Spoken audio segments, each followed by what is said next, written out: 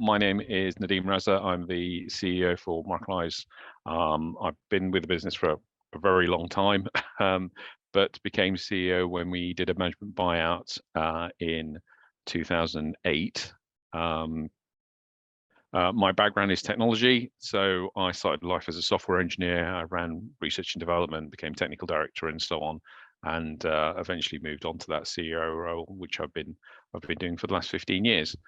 So Microlise itself is a leading provider of transport management solutions to large enterprise customers, DX Group being one of them. We also supply to other companies like Royal Mail, DPD, DHL, Yodel, Every in the Post and Post arena.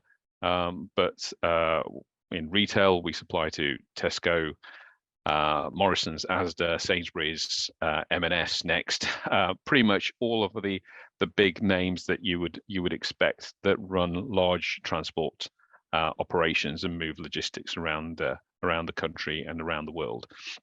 Could I go to the next slide, please? So just a few highlights of the business. We've been around since '82.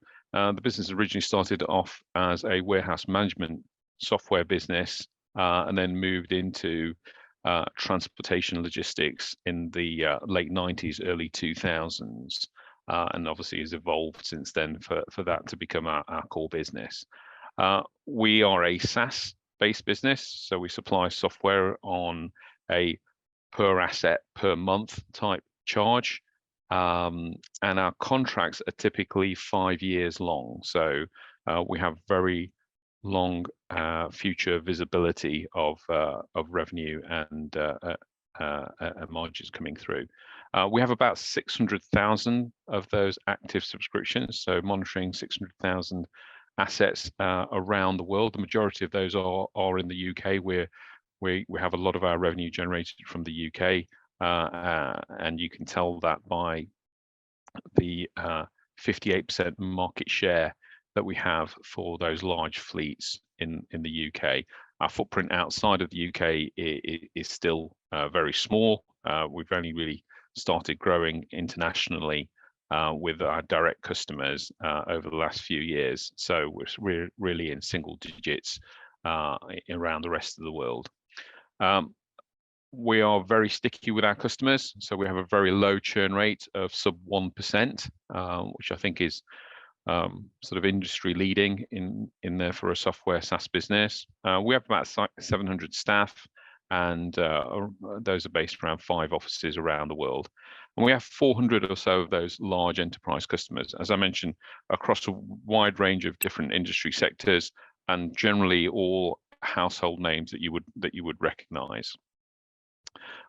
We released our FY22 results 3 weeks ago at the end of March, and reported revenues of 63 million, of which 42.6 million of annual recurring revenue. So roughly 2/3 of our revenue is recurring, and within those sort of long-term 5-year contracts. We're actually deployed through assets into 197 countries. In fact, it's easier to tell you the countries that we're not in, and in fact, that is North Korea. We are in pretty much every other country around the world apart from that one, and that's normally through our OEM customers. We don't have direct customers in 197 countries, more like about 37 or so countries that we have direct customers in. And we win lots of awards for our products. So we have 3 Queen's Awards for Enterprise, 2 for innovation, and 1 for international exports. Could I get to the next slide, please?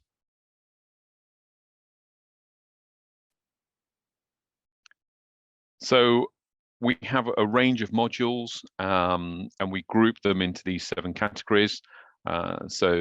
Essentially, we have a portfolio that covers all the different types of operational functionality that somebody would need to run a transport operation. So I'll quickly run through these. So starting from the left, dealing with actual orders and quoting on orders, deciding whether you want to subcontract those orders, etc., is a suite of products labeled under transport management systems. We recently acquired this product set through the acquisition of Vita Software, which we bought in the middle of March. Next is fleet performance. People will be very used to this. This is tracking and telematics, so knowing where your vehicle is. Ours is a bit more than that, in that we also collect lots of other information from the vehicle through other sensors. So as well as where the vehicle is, we can tell you the different types of temperatures in the back of the vehicle if you happen to be transporting temperature controlled goods. We can tell you fluid levels if you're transporting bulk liquids. We can also tell you the weight that the vehicle might be carrying, when the doors are opened, etc., etc. So lots of other information. And of course, we can also tell you about how that vehicle is being driven. And we'll talk more about that on a future slide. Fleet compliance, again, if you are operating trucks, you have to be maintaining those trucks, and you have to ensure that your drivers are driving them within the hours permitted, and taking breaks regularly, etc. And when you have thousands of vehicles and thousands of drivers, you need to be able to collect all of that information and present that to the DVSA when you're audited. Otherwise, you can actually lose your operator's license, which will essentially shut down your business overnight. Next suite is to do with fleet safety. So lots of vehicles on the road. Obviously, lots of things can go wrong. We provide camera solutions. We also provide bridge strike avoidance solutions, so that high trucks don't hit bridges that they're trying to get under, etc. And we also provide other things like trailer brake performance monitoring systems, so they can monitor the brakes and ensure the brakes on the trailer are not going to fail at any point, and give you advance warning of any maintenance that may be required on them. Of course, if you are managing tens of thousands or hundreds of thousands of orders, and you're managing thousands of vehicles and drivers, etc., and lots of different delivery points, trying to plan all of that work requires some fairly sophisticated software. So planning it is one bit, but then of course you'd really like to optimize that so that you're using the minimum amount of drivers, minimum amount of vehicles, and that you're traveling the least amount of distance to deliver those goods in the fastest possible time. And essentially we have a suite of software that allows companies like DX and various others to plan those resources to deliver those goods in the most efficient way possible. And then obviously when you have a plan for your next shift of operations, you then have to execute that plan. And again, lots of things go wrong in the execution of a plan. Vehicles get stuck in traffic, people are not at home when you knock on their door, etc., etc. So being able to automate all of those responses that you have to do with those exceptional situations, and to do that in real time with the least amount of manual intervention, is essentially what our journey management modules allow you to do. And of course, to be able to do some of those things, you need to be able to communicate with drivers. So we have a suite of software and hardware that sits in the cab and manages everything that the driver does, including his delivery information, his taking pictures when he delivers something, his satellite navigation, including traffic information, etc., etc. So we have a suite of products. Not every customer takes everything. Typically, customers will buy 2 or 3 products from us on day one, and then we have a team of account managers who will help customers and try and upsell additional modules to them over a period of time. And we've successfully demonstrated doing that over the last few years in terms of growing revenues from existing customers. Could I get on to the next slide, please? So just to quickly explain some of the benefits that we deliver to our customers. Of course, by planning things better, we reduce the mileage that the vehicles cover. You heard from DX about how we help companies like them improve the way that their drivers drive vehicles. And of course, if you're doing those two things, you reduce the amount of fuel that you use, and thereby you reduce the emissions that your fleet produces. And it's essentially those things that help us achieve the green economy mark from the London Stock Exchange. And just to give you an idea, the typical amount of fuel savings that we achieve across our customer base in a typical year is the equivalent of just under 40 wind turbines. So, a significant amount of environmental improvement that we can deliver to those customers. Again, if you're traveling fewer miles and you're driving vehicles better, you reduce wear and tear on your fleet, and that gives you lower maintenance costs. And you also reduce the number of accidents that you have, and it's not unusual for customers to see significant reductions in their accident rates through improved driver management. And that helps to reduce insurance premiums. Again, we've seen 25% savings on insurance premiums, but overall, the reason why people use our software solutions is that improved fleet efficiency and improved utilization, really helping customers deliver more goods with the same number of vehicles and same number of drivers. Everything is done in real time, so we get rid of paperwork, and that real-time visibility always all the way through to the end customer. And so our customers are able to deliver an enhanced customer experience to their final customer. Next slide, please.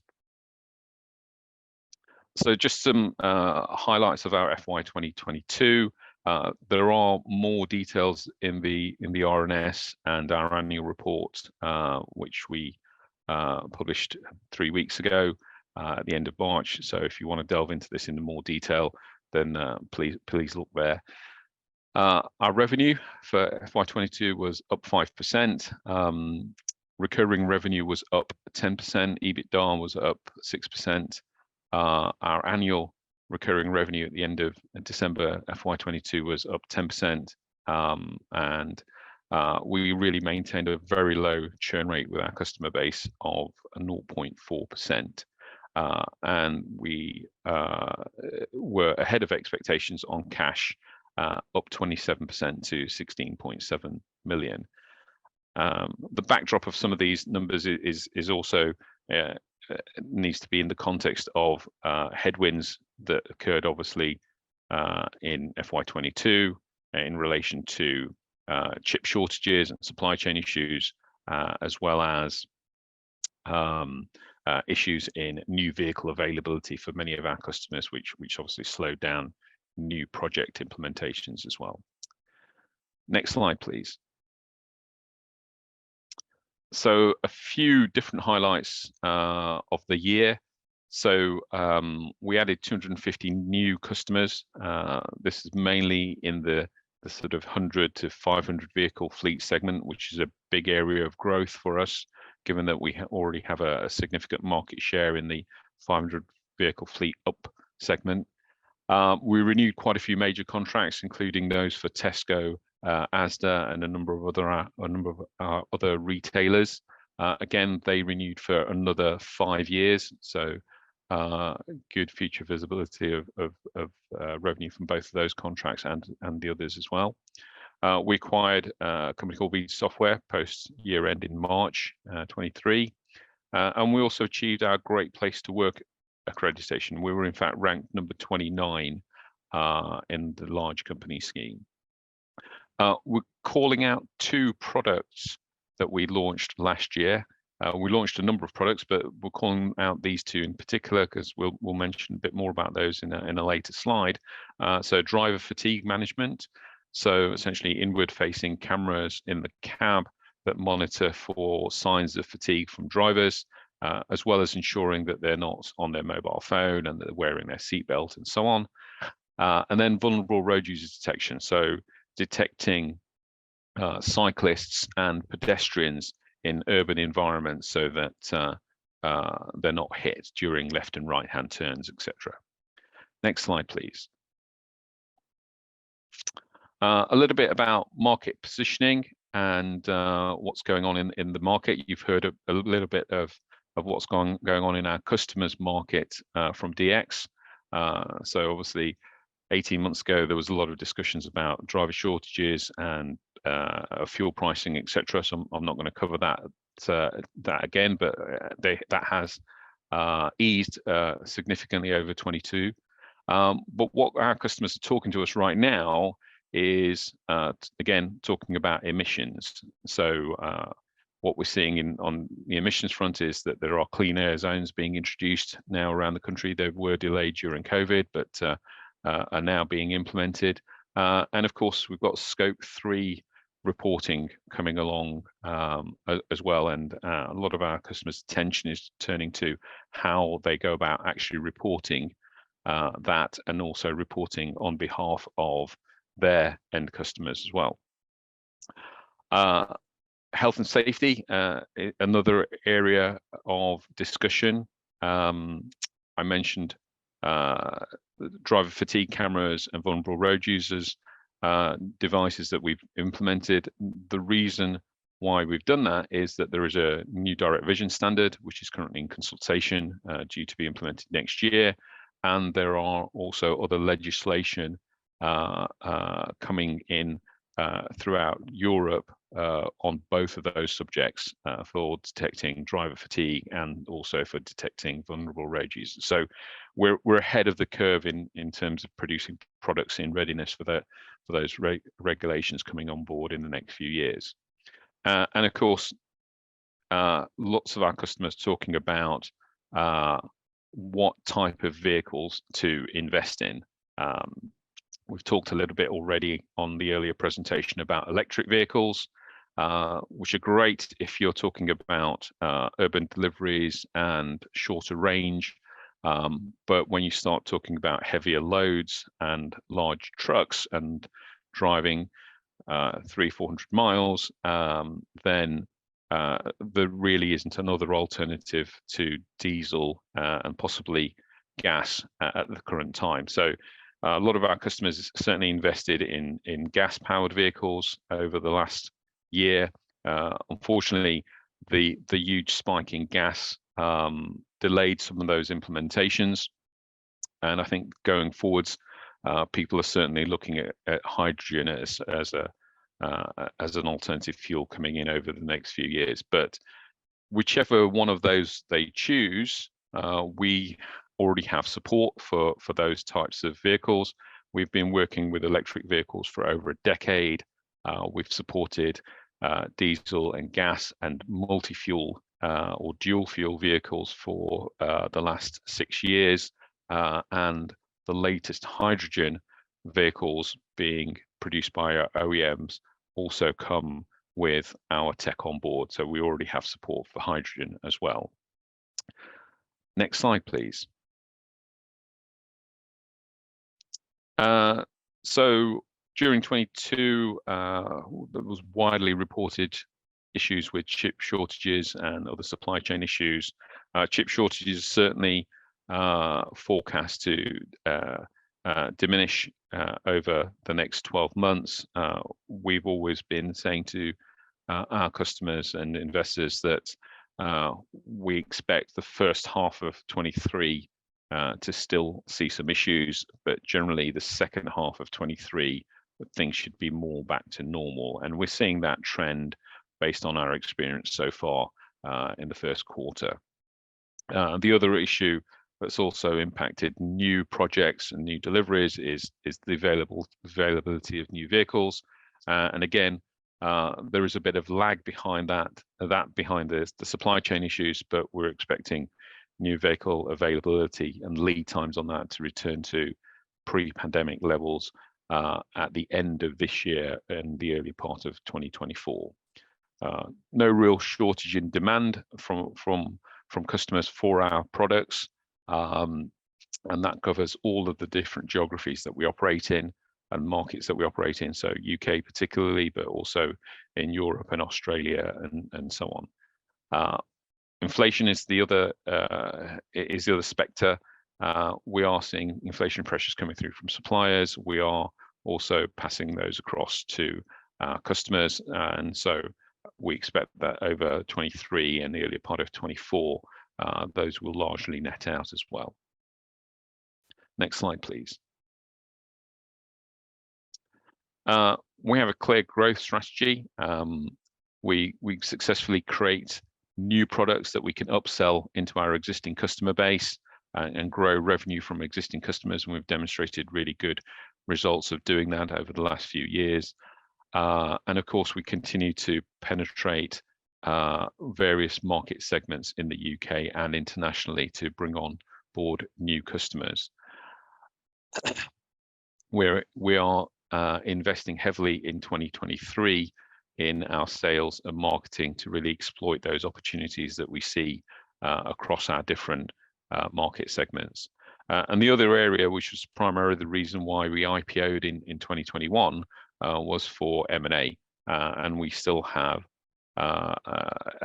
access to about £37 million in cash for doing further M&A, which we intend to do during 2023. Next slide, please.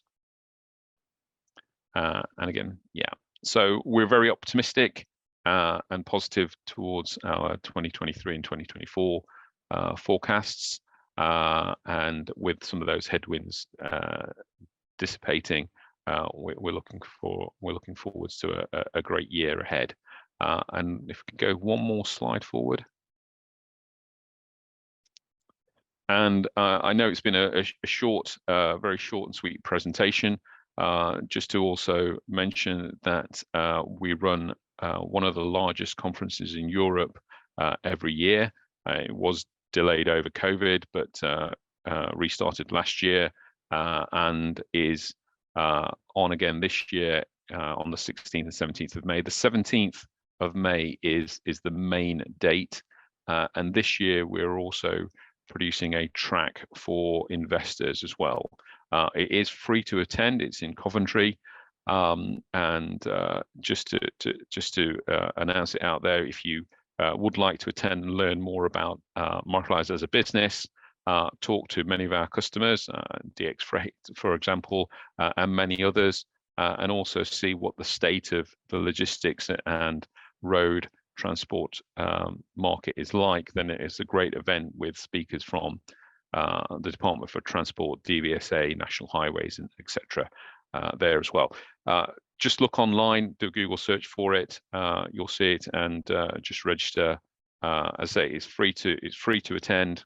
And just register it yourself as an investor, and we'll mark you down for that investor track.